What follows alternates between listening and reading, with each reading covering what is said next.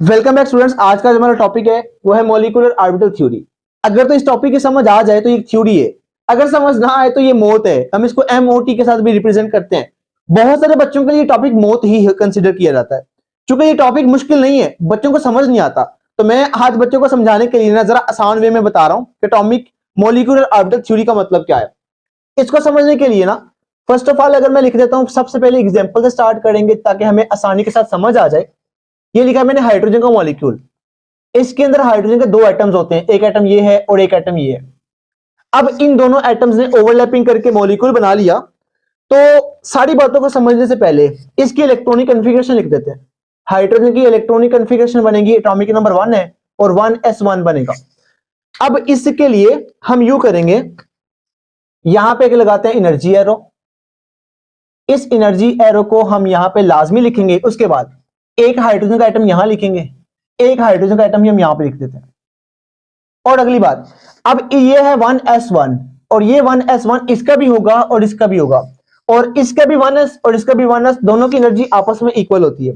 जब दोनों की एनर्जी आपस में इक्वल होगी तो मैं उन दोनों को यहां पे बनाऊंगा 1s1 और यहां भी लिखूंगा 1s1। तो मैंने इन दोनों को इक्वल वे में लिखा है। इक्वल इसलिए लिखा चूंकि ये एनर्जी एरो है, इन दोनों को बराबर लिखा है ताकि इन दोनों की एनर्जी आपस में इक्वल है। अब ये दोनों क्या है? ये दोनों हैं एटॉमिक ऑर्बिटल्स। ये भी क्या है? Atomic orbital, atomic orbital.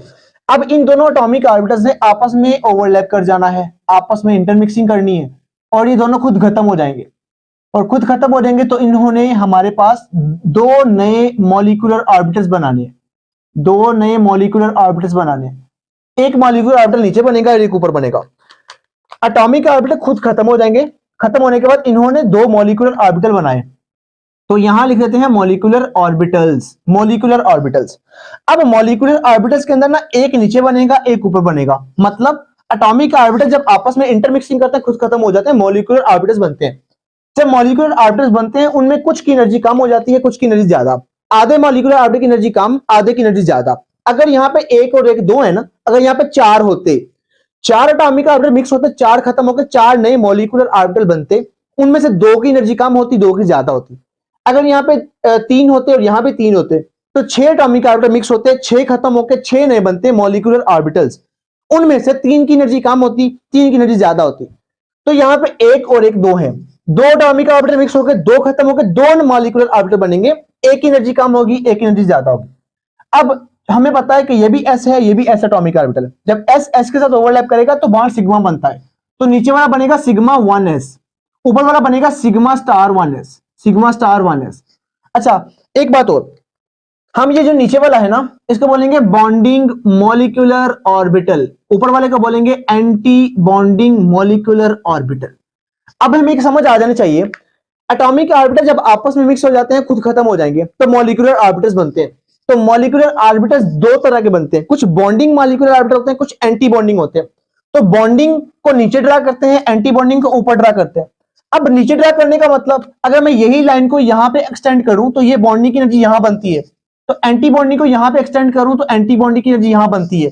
हमें समझ आ गई कि बॉन्डिंग मॉलिक्यूलर ऑर्बिटल की एनर्जी कम है और एंटी बॉन्डिंग की एनर्जी ज्यादा होती है। एटॉमिक ऑर्बिटल इंटरमिक्स होकर खुद खत्म हो जाएंगे, मॉलिक्यूलर ऑर्बिटल बनेंगे। मॉलिक्यूलर ऑर्बिटल दो तरह के बनेंगे, कुछ होंगे बॉन्डिंग मॉलिक्यूलर ऑर्बिटल, कुछ बनते हैं anti bonding molecular orbital. Bonding की एनर्जी कम होती है, एंटी बॉन्डिंग की एनर्जी ज्यादा होती है। ये हमारा पूरे का पूरा मॉलिक्यूलर ऑर्बिटल थ्योरी का निचोड़ है, ये उसका पूरे का पूरा कंक्लूजन है। मैं इन्हीं सारी बातों को मैंने इसके मेन पास्टर्स में लिखा हुआ है। फर्स्ट ऑफ ऑल स्टार्ट करते हैं। Molecular orbital theory considers the whole molecule as a single unit. Molecular orbital theory पूरे मॉलिक्यूल को सिंगल यूनिट मानती है। क्या मतलब इस बात का? इस बात का मतलब यह है कि मेरे पास मॉलिक्यूल है CH4, कार्बन के चार बॉन्ड बनते हैं, चारों के चारों हाइड्रोजन के साथ पूरे बने हुए हैं। मैं इसके ऊपर लिख देता हूं पॉजिटिव चार्ज। पॉजिटिव चार्ज का मतलब इसने एक इलेक्ट्रॉन को लूज किया है। अब इलेक्ट्रॉन किसका लूज हुआ है? कार्बन का कि हाइड्रोजन का? लगता तो यहां पे यही है कि कार्बन का यूज या तो लूज होगा या हाइड्रोजन का लूज होगा। तो मॉलिक्यूलर ऑर्बिटल थ्योरी कहती है कि ऐसी बात नहीं है। मॉलिक्यूलर ऑर्बिटल थ्योरी कहती है कि इलेक्ट्रॉन पूरे मॉलिक्यूल का निकला है। क्योंकि मॉलिक्यूल को हम सिंगल यूनिट मानते हैं, तो इस पूरे सिंगल यूनिट में से इलेक्ट्रॉन लॉस हुआ है। तो इलेक्ट्रॉन किसी एटम का लॉस नहीं हुआ। ओवरलैपिंग करने से पहले वो एटम थे, ओवरलैपिंग करने के बाद एटम नहीं रहा, वो मॉलिक्यूल हो गया। तो जब वो मॉलिक्यूल बनेगा तो इलेक्ट्रॉन जो लॉस होगा या गेन होगा वो एटम का नहीं होगा, पूरे मॉलिक्यूल का होगा। तो ये मॉलिक्यूल ने इलेक्ट्रॉन का लॉस और गेन किया है। इसका मतलब ये हुआ मॉलिक्यूलर ऑर्बिटल थ्योरी पूरे मॉलिक्यूल को सिंगल यूनिट मानती है। दूसरी बात, एटॉमिक ऑर्बिटल ओवरलैप करते हैं, खुद खत्म हो जाएंगे तो मॉलिक्यूलर ऑर्बिटल बना देते हैं। और अब में एक और बात पता है, जितने एटॉमिक ऑर्बिटल्स होंगे उतने ही मॉलिक्यूलर ऑर्बिटल्स बनते हैं। Number of atomic orbital is equal to number of molecular orbitals. Number of atomic orbital is equal to number of molecular orbitals. अगली बात, जो मॉलिक्यूलर ऑर्बिटल्स बनते हैं वो दो तरह के होते हैं। कुछ होते हैं बॉन्डिंग मॉलिक्यूलर ऑर्बिटल, कुछ होते हैं एंटी बॉन्डिंग मॉलिक्यूलर ऑर्बिटल। ये दोनों टर्म्स बहुत बहुत बहुत इंपॉर्टेंट है। बॉन्डिंग मॉलिक्यूलर ऑर्बिटल और एंटी बॉन्डिंग मॉलिक्यूलर ऑर्बिटल में डिफरेंस क्या है, हम यूं लिख देते हैं, बॉन्डिंग की एनर्जी कम होती है, एंटी बॉन्डिंग की एनर्जी ज्यादा होती है। Bonding molecular orbital have low energy, anti bonding molecular orbital have high energy. अच्छा, बॉन्डिंग मॉलिक्यूलर ऑर्बिटल बनते हैं कंस्ट्रक्टिव इंटरफेरेंस के साथ और ये बनते हैं डिस्ट्रक्टिव इंटरफेरेंस के साथ। बॉन्डिंग मॉलिक्यूलर ऑर्बिटल में फोर्स ऑफ अट्रैक्शन होती है और एंटी बॉन्डिंग में फोर्स ऑफ रिपल्शन होती है। बॉन्डिंग मॉलिक्यूलर ऑर्बिटल का जो नाम रखते हैं या तो सिग्मा रखते हैं या पाई रखते हैं। एंटी बॉन्डिंग में सिग्मा स्टार और पाई स्टार, ये जो पाई स्टार है ये इनकी एक्स्ट्रा एनर्जी को रिप्रेजेंट करेगा, जो स्टार है ना जो इसकी एनर्जी हाई को रिप्रेजेंट कर रहा होता है। और एक बात और, बॉन्डिंग मॉलिक्यूलर ऑर्बिटल के अंदर ना हमें नोड नहीं मिलते, एंटी बॉन्डिंग में नोड नजर आते हैं। अब नोड का मतलब क्या है, इन सारी बातों को मैंने थोड़ा बहुत यहां पे एक्सप्लेन किया है, बाकी कुछ मैं एक्सप्लेन करता हूं यहां पे डायग्राम बना के। स्टार्ट करते हैं।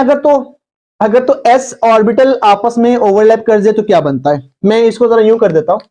अगर तो मेरे पास ना ये एक एस एटॉमिक ऑर्बिटल और एक एस एटॉमिक ऑर्बिटल और ले लेते हैं, अगर तो ये दोनों आपस में ओवरलैपिंग कर जाए तो मैं यहां पे लिखता हूं ये भी एस एटॉमिक ऑर्बिटल है, ये भी एस एटॉमिक ऑर्बिटल है।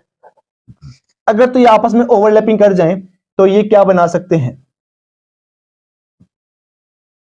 तो इन्होंने बनाना है, अगर तो ओवरलैपिंग कर गए, इसके दो चांसेस हो सकते हैं। या तो इनकी ओवरलैपिंग के साथ कुछ इस तरह का बन जाएगा सीन, या तो ओवरलैपिंग के साथ कुछ इस तरह का सीन बन जाएगा कि जो इनके न्यूक्लियस होते हैं ना, न्यूक्लियस को अगर मैं इस लाइन के साथ जोड़ देता हूं तो न्यूक्लियस की जो लाइन जोड़ती है उसके सेंटर में इनकी चार्ज डेंसिटी कंसंट्रेट कर जाए। या तो यह सीन हो सकता है, या इसमें इस तरह का सीन हो सकता है कि इनमें ना रिपल्शन आ सकती है, या इनमें सीन आ सकता है इस तरह का, ये दोनों। तो यहां पे या तो ये सीन आ सकता है तो यहां नीचे वाला सीन आ सकता है।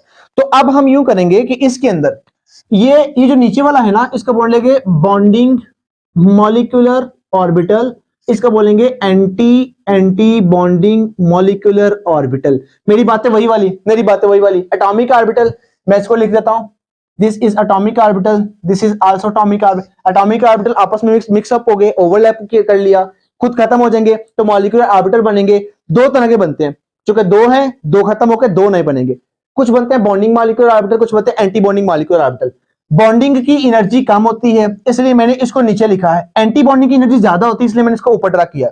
अब मैंने ये भी कहा था कि बॉन्डिंग को हम रिप्रेजेंट करते हैं सिग्मा या पाई के साथ, तो मैं यहां लिख देता हूं सिग्मा 1s, यहां पे लिख देता हूं सिग्मा स्टार 1s के साथ। तो ये इसका नाम लिखने का तरीका भी है। अच्छा, अगली बात, मैंने आप लोगों को ना अभी एक बात बताई नोड के बारे में, ये इसको बोलेंगे नोड। ये एक ऐसा एरिया है, where there is 0% chance of existence of electron. ये वो जगह है जहां पे इलेक्ट्रॉन के पाए जाने के चांसेस 0% होते हैं, तो इसको इस एरिया को बोलेंगे नोड। अब ये है मेरे पास एटॉमिक ऑर्बिटल, आपस में मिक्सअप हो गए, खुद खत्म हो जाएंगे, मॉलिक्यूलर ऑर्बिटल बनते हैं। तो मॉलिक्यूलर ऑर्बिटल हमारे पास दो तरह के होते हैं, कुछ हमारे पास बनते हैं बॉन्डिंग मॉलिक्यूलर ऑर्बिटल, कुछ एंटी बॉन्डिंग। बॉन्डिंग की एनर्जी कम होती है, इसको नीचे बनाते हैं, एंटी बॉन्डिंग की एनर्जी ज्यादा होती है, इसको ऊपर बनाते हैं। तो ये दोनों चांसेस हैं अगर एस के साथ ओवरलैप कर गया। तो एक बात और, यहां मैंने लिखा बॉन्ड सिग्मा बनता है, तो आप लोगों को याद होना चाहिए जब एस के साथ ओवरलैप करेगा तो बाण हमारा सिग्मा बनता है, जब पी के साथ ओवरलैप करेगा तो बाण हमारा सिग्मा बनता है। लेकिन शर्त यह है कि ये एक्सियल होना चाहिए। लेकिन अगर हमारा पी के साथ ओवरलैप कर गया तो वो पाई बॉन्ड भी बना सकता है, लेकिन कब, जब उनका पैरेलल ओवरलैपिंग होगी तो पाई बॉन्ड भी बना सकता है। अब हम करते हैं पी ऑर्बिटल की बात, तो ये आपस में किस तरह की ओवरलैपिंग कर सकते हैं। तो पी ऑर्बिटल की ओवरलैपिंग को हम कुछ यूं बनाते हैं, या तो एटॉमिक ऑर्बिटल पी वाला, कुछ ये एक एटॉमिक ऑर्बिटल पी कर लेते हैं और ये भी एटॉमिक ऑर्बिटल पी ले लेते हैं, और इनकी ओवरलैपिंग करवाते हैं। उससे पहले इसका यहां पे हम ड्रा कर लेते हैं न्यूक्लियस, इसका भी ड्रा कर लेते हैं। तो ये दो पॉसिबिलिटीज बना सकते हैं, दो पॉसिबिलिटीज बना सकते हैं। या तो इसके अंदर कुछ यूं बनेगा, या तो इसके अंदर कुछ यूं बनेगा, इस तरह की सिचुएशन बनेगी, या तो ये बनेगा, या इसके अंदर कुछ यूं सिचुएशन बनेगी।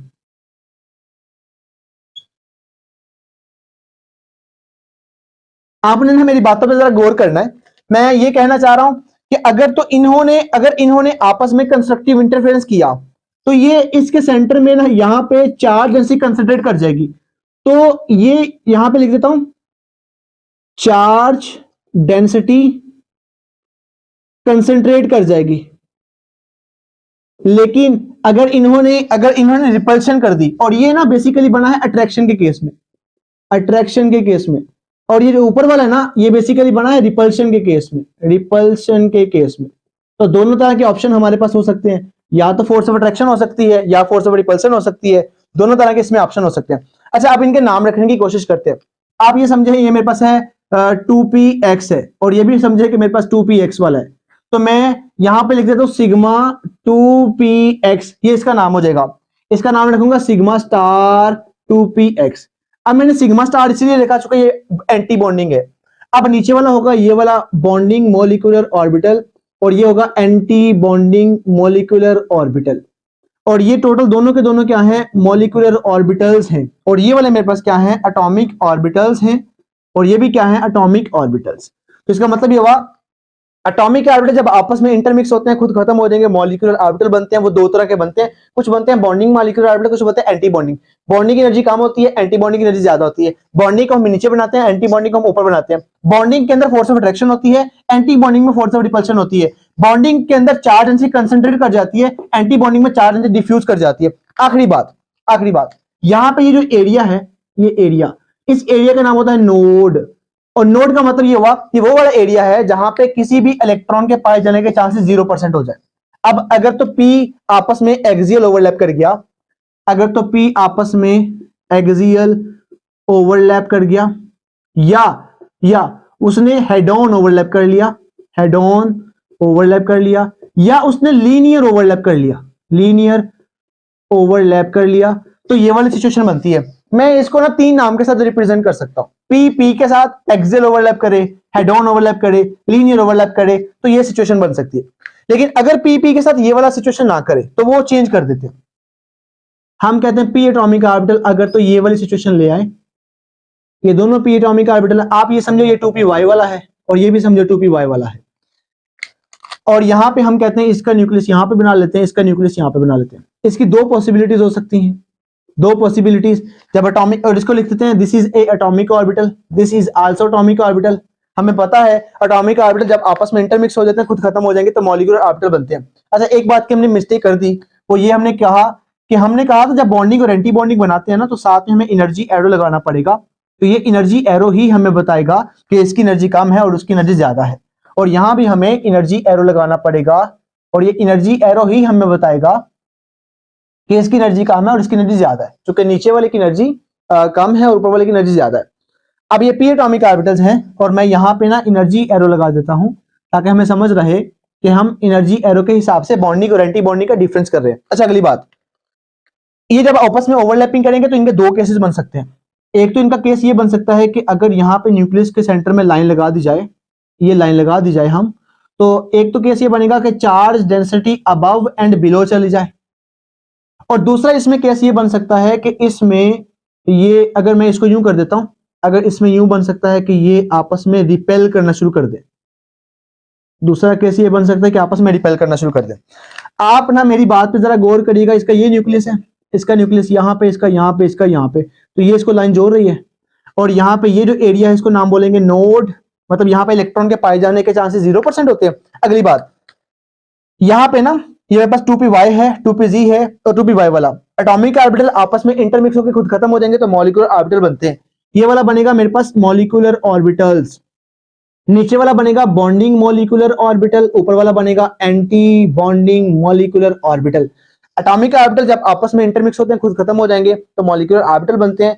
एक बॉन्डिंग बनेगा और एक एंटी बॉन्डिंग बनेगा। बॉन्डिंग को नीचे बनाते हैं चूंकि उसकी एनर्जी कम होती है, एंटी बॉन्डिंग को ऊपर बनाते हैं चूंकि उसकी एनर्जी ज्यादा होती है। और अगली बात, हमें नजर आ रहा है बॉन्डिंग के अंदर बेसिकली फोर्स ऑफ अट्रैक्शन हो रही है, लेकिन एंटी बॉन्डिंग में रिपल्शन हो रही है। हमें नजर आ रहा है, ये बातें कहने वाली तो है ही नहीं, रिपल्शन हो रही है, ये हमें नजर आ रहा है।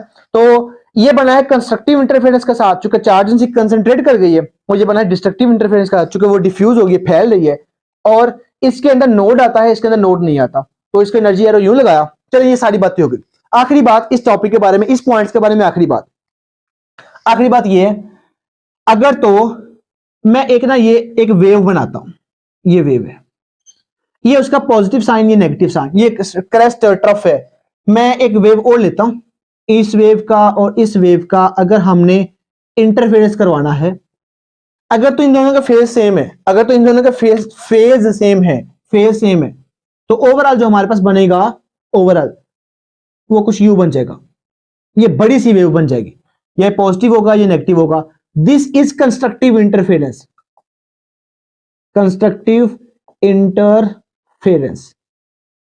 अगर तो ये वेव के हिसाब से हम बता रहे हैं, अगर तो इसकी वेव और इसकी वेव का फेज सेम है तो वो कंस्ट्रक्टिव इंटरफेरेंस देगा, अगर फेज इनका अपोजिट है तो वो डिस्ट्रक्टिव इंटरफेरेंस देगा। मैं डिस्ट्रक्टिव इंटरफेरेंस को ना यहां पे कहीं पे बनाकर दिखाता हूं आपको, आप ये समझे मेरे पास। मैं डिस्ट्रक्टिव इंटरफेरेंस को ना यहां बनाकर दिखाता हूं। अगर तो एक वेव ये वाली है, और उसका ये वाला पॉजिटिव साइन है, उसका नेगेटिव साइन है, और हम कहते हैं कि एक वेव और ले लेते हैं, प्लस एक वेव और ले लेते हैं।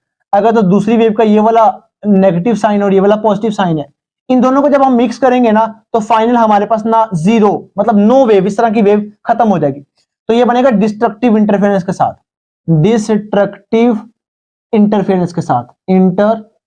साथ, मैंने आप लोगों के सामने सारी बातें कर दी। पहली बात, बॉन्डिंग मॉलिक्यूलर ऑर्बिटल की एनर्जी कम होती है, एंटी बॉन्डिंग की एनर्जी ज्यादा होती है। बॉन्डिंग कंस्ट्रक्टिव इंटरफेरेंस के साथ बनते हैं, एंटी बॉन्डिंग डिस्ट्रक्टिव इंटरफेरेंस के साथ बनते हैं। इसमें फोर्स ऑफ अट्रैक्शन आती है, इसमें फोर्स ऑफ रिपल्शन आती है। इसके हम जो ऑर्बिटल्स का नाम रखते हैं वो सिग्मा और पाई रखते हैं, इसका सिग्मा स्टार और पाई स्टार रखते हैं। इसमें नोड आता है और इसमें नोड नहीं आता, और इसमें नोड आता है। ये सारी बातें हैं हमारे पास मॉलिक्यूलर ऑर्बिटल के बारे में। अब मेन बात करने जा रहे हैं कि मॉलिक्यूलर ऑर्बिटल थ्योरी हमें जरूरत क्यों पेश आई। हमारे पास वैलेंस बॉन्ड थ्योरी थी, अच्छी थ्योरी है, वेस्पर थ्योरी है, हाइब्रिडेशन थ्योरी है, हमें इसकी जरूरत क्यों पेश आई? इसकी जरूरत इसलिए पेश आई क्योंकि मैंने आप लोगों के सामने वो सारे पॉइंट्स लिख दिए हैं, वो सारे के सारे एक्सप्लेन करके खोल के मैंने लिख दिए। पहली बात, difference between valence bond theory and MOT theory, ये बहुत इंपॉर्टेंट क्वेश्चन है, इसको जरा टॉपिक जरा समझिएगा। हम सारी बातें कर रहे हैं, क्यों कर रहे हैं, हमें मॉलिक्यूलर ऑर्बिटल थ्योरी को जनरेट करने की जरूरत क्यों पेश आई, उसके बारे में। और दूसरी बात, MOT is superior than VBT, MOT valence bond theory से सुपीरियर है, अच्छी है, क्यों अच्छी है, चले सुन अब इसकी बातें करते हैं। वैलेंस बॉन्ड थ्योरी ने हमें कहा, वैलेंस बॉन्ड थ्योरी कहती है कि ओनली, इसका नाम लिखा हुआ है वैलेंस बॉन्ड थ्योरी, इसका मतलब ये ऐसी थ्योरी है जो हमें ये बताती है कि बॉन्ड के अंदर सिर्फ वैलेंस शेल के इलेक्ट्रॉन इन्वॉल्व होते हैं।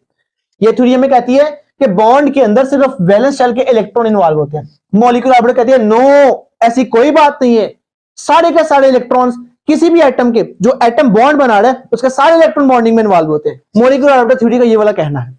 आगे वैलेंस बॉन्ड थ्योरी कहती है जब एटॉमिक ऑर्बिटल आपस में ओवरलैप करते हैं तो ओवरलैपिंग के बाद भी एटॉमिक ऑर्बिटल्स ही कहलाते हैं, उनकी आइडेंटिटी चेंज नहीं होती। मॉलिक्यूलर ऑर्बिटल कहती है ऐसी कोई बात नहीं है, एटॉमिक ऑर्बिटल जब आपस में मिक्सअप हो जाते हैं वो खत्म हो जाते हैं। उन्होंने मॉलिक्यूलर ऑर्बिटल बनाने होते हैं, और मॉलिक्यूलर ऑर्बिटल दो तरह के होते हैं, कुछ बॉन्डिंग बनते हैं, कुछ एंटी बॉन्डिंग बनते हैं। ये मॉलिक्यूलर ऑर्बिटल थ्योरी कहती है।